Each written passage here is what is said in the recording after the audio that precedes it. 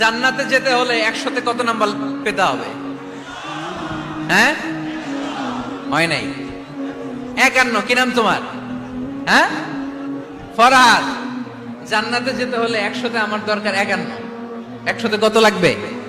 ফাআম্মা মান সাকুলাত মাওয়াজিনুহু ফাহুয়া ফি আইশাতির রাদিয়া। সেদিন মিজানের পাল্লা যার ভারী হয়ে যাবে সে আনন্দ উৎসবে থাকবে। তো মিজানের পাল্লা ভারী হওয়ার জন্য 100-তে আমার কত পাওয়া লাগবে? কত পাওয়া লাগবে?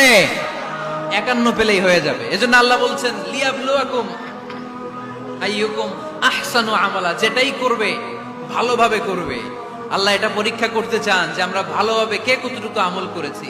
যারা আরবি বুঝেন আলেম ওলামা আপনারা জানেন এখানে আল্লাহ বলেননি লিয়াবলুয়াকুম আইয়ুকুম আকসারু আমালা।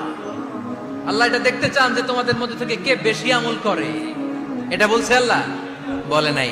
আল্লাহ বলেছে লিয়াবলুয়াকুম আইয়ুকুম আহসানু আমালা, যে ভালো করে করে। এজন্য আমরা যাই করি না কেন কি করে করব? আওয়াজ করে বলতে হবে কেমন করে করব। আমরা যেটাই করি না কেন এটা ভালো করে করার দরকার আছে না নাই? এজন্য কাজে আর শ্রমে কোনো লজ্জা নাই। লজ্জা হচ্ছে অলসতায়। লজ্জা কিসে? অলসতায়।